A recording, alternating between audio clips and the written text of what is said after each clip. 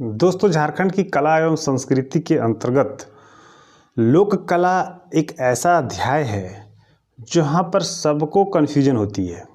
आज मैं एक ऐसा वीडियो बनाया हूँ जो मुझे लगता है कि किसी भी चैनल पे ये वीडियो इतने सारे प्रावधानों के साथ एक साथ नहीं बनाए गए हैं।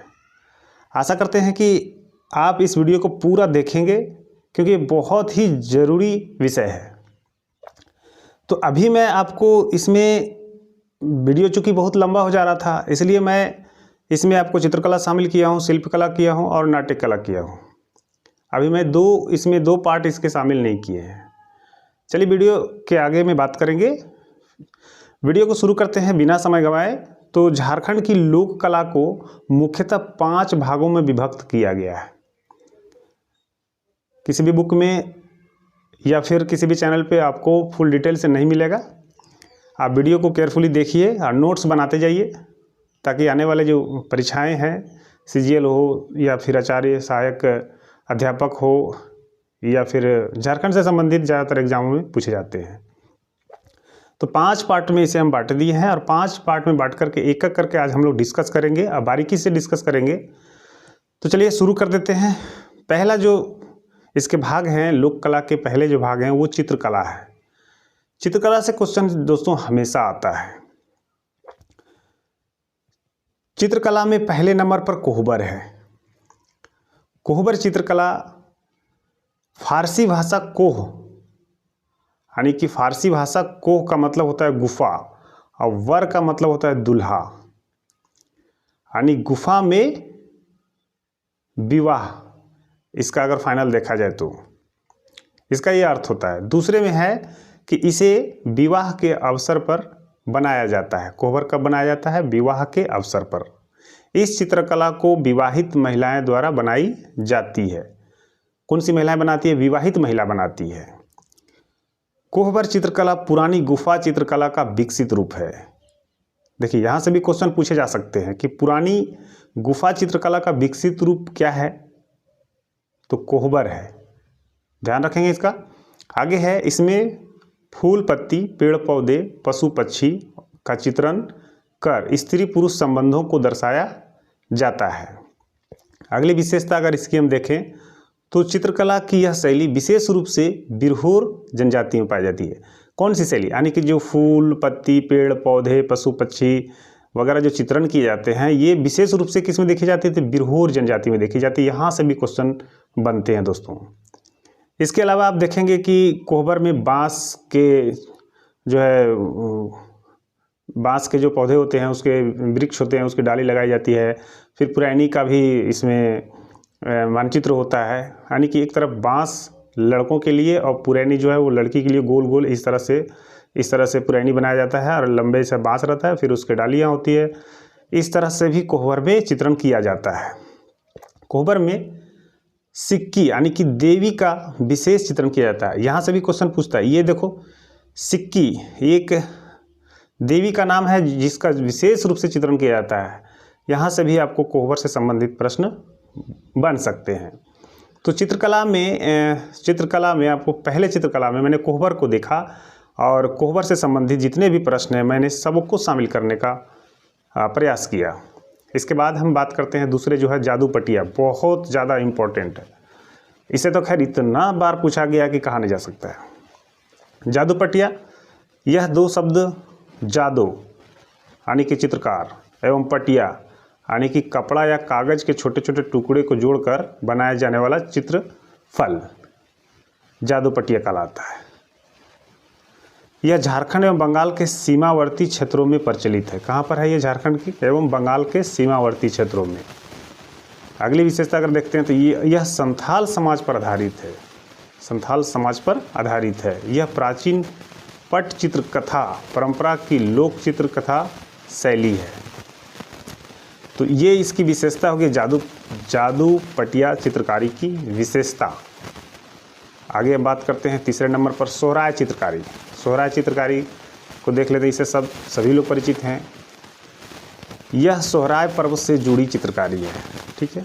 आगे है, यह पर्व दीपावली के एक दिन बाद पशुओं को श्रद्धा अर्पित की जाती है, यानी कि पशु से संबंधित चित्रकारी है। वर्षा के बाद घरों की लिपाई पुताई के दौरान दीवारों पर चित्रकारी की जाती है। देखिए उस समय क्या होता है, वर्षा समाप्त हो जाती है और जो कच्चे मकान है उसे फिर से रिपेयर किया जाता है, तो दीवारों पर जो है वो चित्रकारी की जाती है। महिलाओं के द्वारा इसकी ज़्यादातर चित्रकारी की जाती है। इस चित्रकारी में आगे है, इस चित्रकारी में प्रजापति का या पशुपति को सांड के पीठ पर खड़ा चित्रित किया जाता है। आपको पूछ देगा कि किस चित्रकारी में प्रजापति या पशुपति को सांड के पीठ पर खड़ा चित्रित करके दिखाया जाता है, तो याद रखेंगे सोहराय। चित्रण शैली के लिहाज से सोहराय को दो अलग अलग शैलियाँ जो है मिलती है। कौन कौन शैली है? एक कुर्मी सोहराय और मंझू सोहराय, ये दो जो है शैली है इसकी। चलिए तीसरे नंबर की बात कर दी है हम लोग। सोहराय हो गया, जादूपटिया हो गया, सोहराय हो गया। फिर आगे है स्ट्रा चित्रकला। स्ट्रा चित्रकला में क्या है दोस्तों? स्ट्रा चित्रकला में यह चित्रकला धान की पुआल से बनाई जाती है। ये धान की पुआल से कोई चित्रकला बनाई जाती है, उसी से संबंधित ये चित्रकला है। आगे पांचवा जो है चित्रकला है भित्ति चित्रकला। ये भी इम्पोर्टेंट है। यह चित्रकला संथाल जनजाति द्वारा चित्रण किया जाता है। इस चित्रकला में संथाली अपनी प्राचीन इतिहास स्थली चाप चंपागढ़ के इतिहास से जोड़ते हैं। इस चित्रकला को दो वर्गों में बांटा गया है। संथाल का क्षेत्र जो है इसमें प्राचीनतम का भाव एवं आकार की प्रधानता होती है, और छोटा नागपुर का क्षेत्र में जो चित्रकला होती है उसमें आधुनिकता का भाव है और रंग की प्रधानता होती है। यहाँ पर हम भित्ति चित्रकला की बात कर रहे हैं। इसको दो भागों में बांट दिया है। एक है संथाल का क्षेत्र जहाँ प्राचीनतम का भाव और आकार की प्रधानता होती है, और छोटा नागपुर का क्षेत्र जहाँ आधुनिकता का भाव है। तो ये इस तरह से याद रखेंगे। छठा और लास्ट जो चित्रकार के प्रकार हैं, चित्रकला के प्रकार में 6 प्रकार शामिल किया गया दोस्तों। कोहबर, जादूपटिया, सोहराय, स्ट्रा, भित्ति चित्रकला और एक है कंघीकट चित्रकला। यह उरांव जनजाति द्वारा चित्रण किया जाता है। अभी मैंने संथाल के बारे में ऊपर देखा था। और यह जो किसके द्वारा किया जाता है? उरांव द्वारा। इसमें मवेशी, पक्षी, मछली, पेड़ पौधे आदि का चित्रण किया जाता है। आगे इसमें देखिए, इसमें पुष्पीय कला का प्रयोग फसल कटाई के समय किया जाता है। तो इसके लिए कंघी कट के लिए इतना ही है कि इसमें एक ही इम्पोर्टेंट है, ज़्यादा हमें लगता है कि उरांव जनजाति के द्वारा चित्रण इसमें किया जाता है। ये मोस्ट इम्पोर्टेंट है। हम महत्वपूर्ण चित्रकार में देखिए तो ललित मोहन राय जी हैं। दुमका में जन्म हुआ। इन्हें चित्रों द्वारा जनजातीय जीवन को स्पष्ट करने का इसे महारत हासिल है इन्हें। किन्हें? ललित मोहन राय जी, जो महत्वपूर्ण चित्रकार हैं। बिहार सरकार द्वारा वर्ष 1970 में कलाश्री सम्मान से सम्मानित किया गया। यहाँ से भी एक प्रश्न आपको आ सकते हैं कि कौन सा चित्रकारी को बिहार सरकार ने कलाश्री सम्मान से सम्मानित किया, तो ललित मोहन राय जी का नाम आता है। इसके बाद में 2 अन्य है, हरेन ठाकुर रांची से हैं और अजय चक्रधर हैं। ये 2 चित्रकार और हैं। चलिए ये चित्रकला हो गया। इसके बाद में हम बात करते हैं शिल्पकला। अभी मैंने ऊपर में आपको बताया था कि झारखंड की लोक कला को 5 भागों में बांट करके हम लोग पढ़ेंगे। तो चित्रकला हो गया, इसे मैंने 6 भाग में बांट दिया, यानी मुख्यतः 6 भागों में बांटा हुआ है। अब हम लोग शिल्पकला पढ़ेंगे। तो चलिए नीचे चलते हैं। शिल्पकला।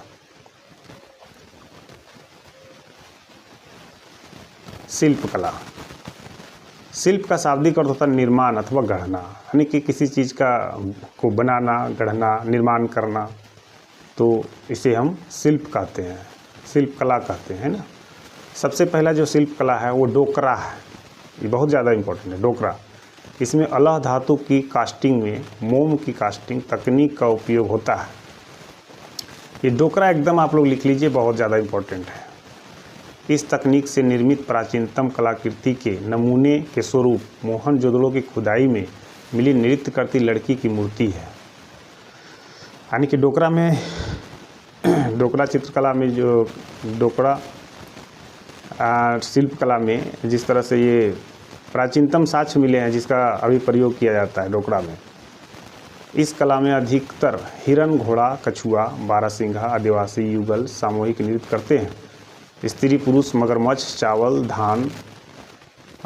चावल धान आदि नापने के लिए पैला सेरा का प्रयोग होता है। देखिए यहाँ इम्पोर्टेंट है पैला सेरा, यानी कि चावल धान मापने के लिए जो प्रयोग होता है वो जो है डोकला शिल्पकला के द्वारा निर्मित है, जो कि मोम कास्टिंग के तकनीक पर आधारित है ना है। आगे हम दूसरा की बात करेंगे। दूसरी जो शिल्पकला है वो है बांस शिल्प।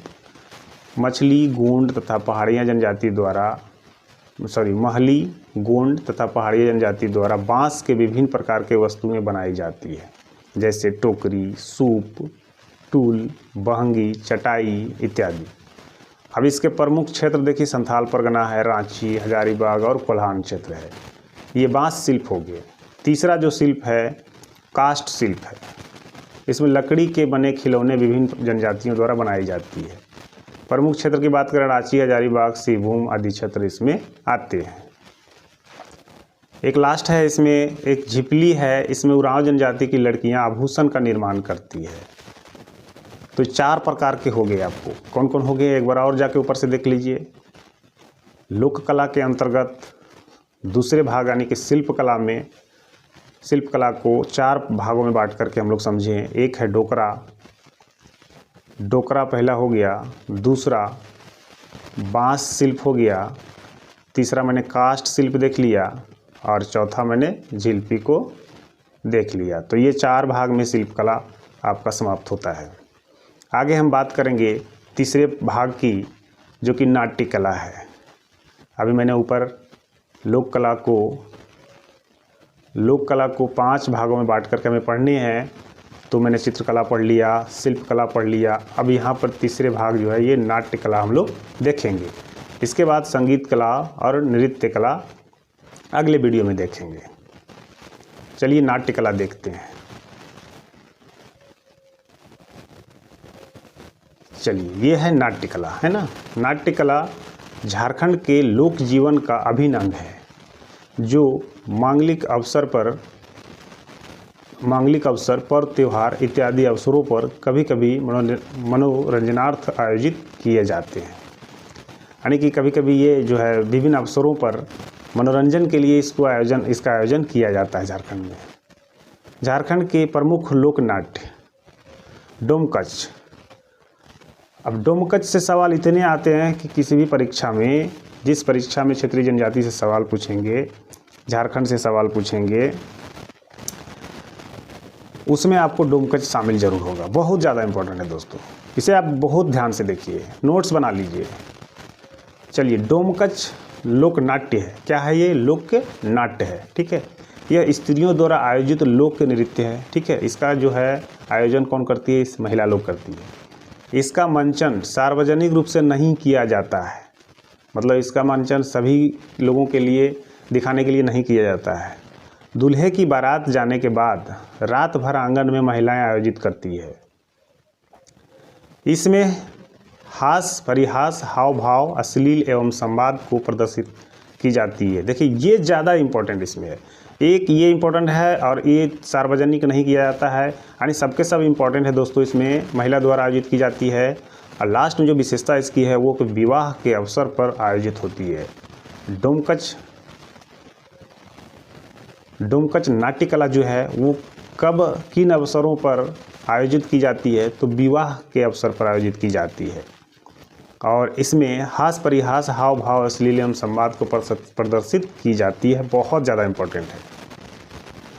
आगे हम बात करते हैं इसकी दूसरे पार्ट में, नाट्य कला के दूसरे पार्ट में जट जाटिन।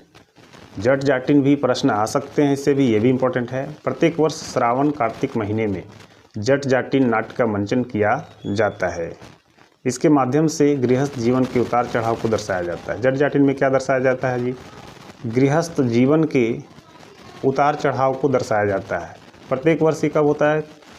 जो सावन कार्तिक महीने में इसका जो है मंचन किया जाता है, प्रदर्शन किया जाता है। तीसरे भाग में हम नाट्यकला के तीसरे भाग में चलते हैं तो भकुली बंका है। ये भकुली बंका है, ये भी अजीब तरह का सुनने में आ रहा है, लेकिन क्वेश्चन यहाँ से भी बन सकते हैं। यह लोक नाट्य भी जट जाटिन के समय प्रस्तुत किए जाते हैं, यानी कि जट जाटिन अभी मैंने ऊपर में देखा था, तो ये श्रावण कार्तिक महीने में आयोजित होती है। तो इसी समय में ये भी भकुली बंका लोक नाट्य भी प्रदर्शित किया जाता है। इस नाट्य में भकुली यानी कि पत्नी एवं बांका यानी पति के वैवाहिक जीवन को दर्शाया जाता है। भकुली मीन्स क्या हुआ? पत्नी। अब बांका मीन्स क्या हुआ? पति। इन दोनों के वैवाहिक जीवन को दर्शाया जाता है भकुली बंका नाट्य कला में। भकुली बंका नाट्य कला में किसको दर्शाया जाता है? तो वैवाहिक जीवन को दर्शाया जाता है। चलिए, भकुली का अर्थ समझ गए आप लोग कि पत्नी होता है, और बांका का अर्थ क्या होता है? पति होता है। यहाँ पे लिखा हुआ है, अगर देख लेंगे इसे लिख लेंगे। चौथा जो नाट्य कला है वो सामा चकेवा है। सामा चकेवा प्रत्येक वर्ष कार्तिक महीने के पूरे शुक्ल पक्ष यानी पूर्णिमा तक चलने वाले लोक नाट्य है। इस लोक नाट्य में मिट्टी के पात्र निर्मित किए जाते हैं, लेकिन अभिनय बालिकाएं करती है। सामा चकेवा थोड़ा इम्पोर्टेंट है दोस्तों। मिट्टी के पात्र बनाए जाते हैं, लेकिन अभिनय कौन करती है? तो बालिकाएं करती है। आगे इसकी विशेषता देखेंगे तो इस नाट्य में 4 पात्र हैं। इस नाट्य में कितने पात्र हैं? 4। सामा जो कि नायिका है, चकेवा नायक, चुड़क या चुगला ये खलनायक है, और सांब जो है सामा का भाई है। इसका भाई क्या है? सांब है। तो ये 4 इसमें पात्र हैं, प्रमुख पात्र हैं। आगे इसकी बात करते हैं तो इसमें सामूहिक गीतों के माध्यम से प्रश्नोत्तरी शैली में विषय वस्तु को प्रदर्शित किया जाता है। यह भाई बहन के पवित्र प्रेम से संबंधित लोक नाट्य है। भाई बहन के प्रेम पर आधारित यह लोक नाट्य है। कौन सा लोक नाट्य है? सामा चकेवा। ठीक है, याद रखेंगे। लोक नाट्य के चौथे भाग था ये। अब लोक नाट्य के हम 5वें भाग में चलेंगे तो कीर्तनिया है। कीर्तनिया लोकनाट्य जो है, इस भक्तिपूर्ण लोकनाट्य में भगवान कृष्ण की लीलाओं का वर्णन किया गया। ये भी मोस्ट इम्पॉर्टेंट है। भगवान कृष्ण की लीलाओं का वर्णन किस लोकनाट्य में किया गया? तो कीर्तनिया में किया गया। आगे हम देखेंगे कि झारखंड की प्रमुख लोक संस्थाएं कहाँ कहाँ है। इसके बाद दोस्तों ये वीडियो यहीं पे समाप्त हो जाएगा, और इसके दूसरा भाग जो 2 पार्ट बच गए हैं वो मैं अगले वीडियो में लेकर आऊँगा, क्योंकि वीडियो काफ़ी लंबा हो रहा था। चलिए, झारखंड की प्रमुख लोक नाट्य संस्थाएं कहाँ कहाँ है? जो प्रमुख है दोस्तों, ये आपको लूसेंट में मिल जाएगा। झारखंड लूसेंट में दिया हुआ है, उसे भी वहाँ से भी आप देख सकते हैं, लेकिन जो प्रमुख है मैं वहाँ पर टिक लगा दिया हूँ।